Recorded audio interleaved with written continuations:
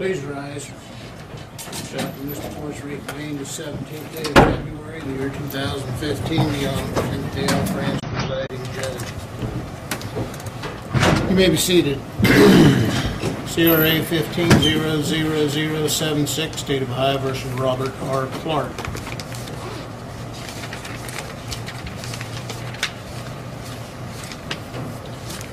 In the Coshocton Municipal Court, Coshocton County, Ohio, Detective Wesley Wallace, Coshocton County Sheriff's Office, being first duly cautioned and sworn, depose and saith the one Robert R. Clark. On or about 21st day of January 2015, the County of Coshocton, State of Ohio, did cause the death of another, to wit, Doyle Chumney and Lilian Chumney, as a proximate result of the offender committing or attempting to commit an offense of violence. That is a felony of the first or second degree, and that is not a violation of Section 290303 or 290304 of the Revised Code, to wit, aggravated burglary, a felony of the first degree in violation of Section 2911.11A1 of the Revised Code, making this offense a violation of Section 290302B of the Revised Code, murder, an unclassified felony.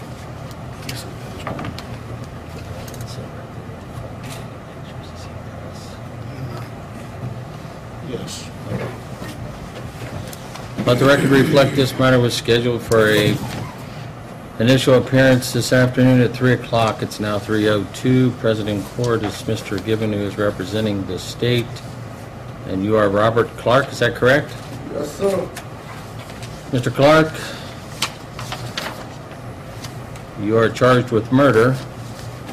And the way it's charged today, that charge carries a possible penalty of 15 years to life and up to a $25,000 fine. Do you understand the charge? Yes, sir. Do you understand the possible consequence? Yes, sir. Now, you do have the right to an attorney, as well as the right to a reasonable continuance in order to hire an attorney, and the right to have an attorney assigned if you are unable to employ an attorney. Do you understand that? Yes, sir. You also need to understand that any statement that you make today in court is being recorded and can be used against you later at trial. Do you understand that? Yes, sir. Because this is a felony case which is not before this court pursuant to an indictment, you have the right to what we call a preliminary hearing. At that preliminary hearing, the state must show probable cause to believe two elements. First, that the offense of murder was probably committed, and second, that you were the person who probably committed that offense. If the prosecution cannot establish these two elements, then this court must dismiss the charge against you.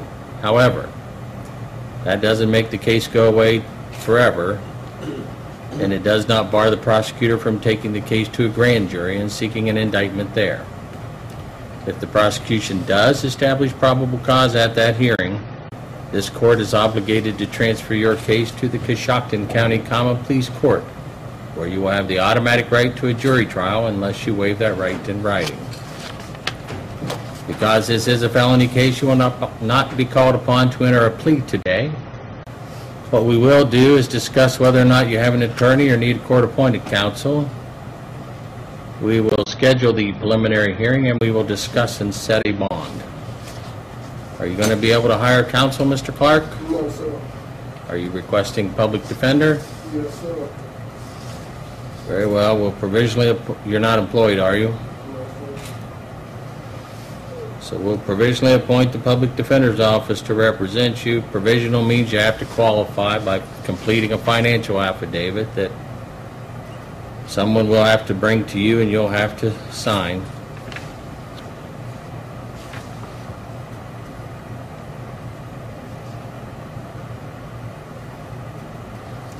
Now, we appoint our local public defender's office to do that. However, they may have a conflict of interest or may not be able to qualify or be qualified to represent you for one reason or another. If so, they'll notify the court and we'll find someone else. Do you understand? Yes, sir. We will schedule your case for a preliminary hearing on February the 27th at 9 a.m. Mr. Gibbon, does the state have a position on the appropriate bond for this defendant in these circumstances? It does, Your Honor. The state's requesting a bond, in this case of $5 million, cash or surety. The state bases that request on multiple factors.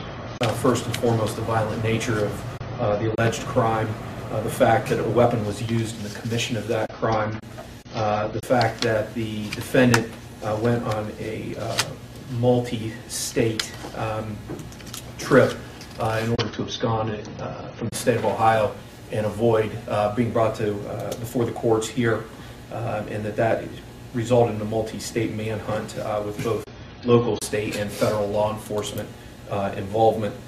Finally, Your Honor, the state would also point out the defendant has made inculpatory statements to investigators in this case.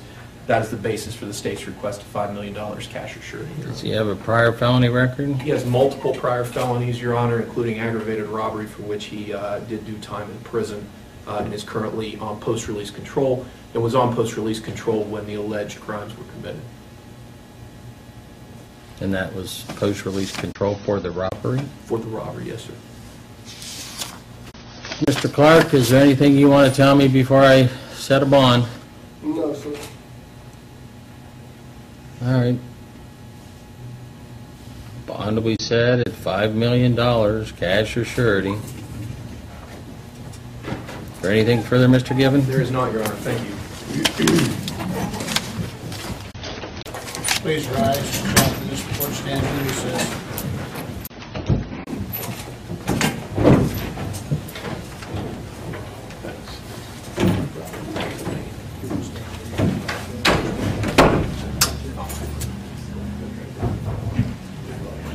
Yeah, I know. Hey, Dave, I don't expect you to have your name. Nice to see you again. What's the chance that we might get a statement? That's not going to be much of one, but I'll give you one. Thanks. Excellent.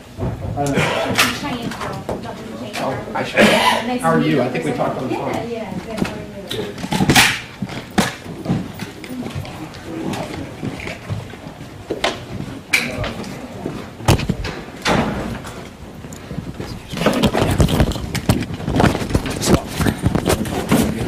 Here, just take this.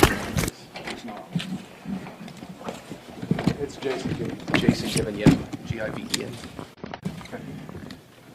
All right. So here we are. I mean, it's been a long time getting this fella in court. Just your thoughts right now, having wrapped up the bond hearing. Well, you know, this is the first phase of many, many steps that are going to be taken inside this case. Obviously, we'd like to thank our local, state, and federal law enforcement agencies that assisted us in apprehending Mr. Clark. At this point, we are in the process of sitting down, reviewing all of the evidence, reviewing the facts of the case, and determining what exactly is going to be presented to the Coshocton County Grand Jury at a future date as it relates to both charges and penalty. So we want to revisit maybe some of the things that have been already said here in court. You requested the $5 million bond. Let's review some of that. Because of violent crime, because a weapon was used. Go ahead. Yeah, violent crime, a weapon was used. These are all statutory factors that are inside the criminal rules when it comes to setting bonds for defendants in the state of Ohio.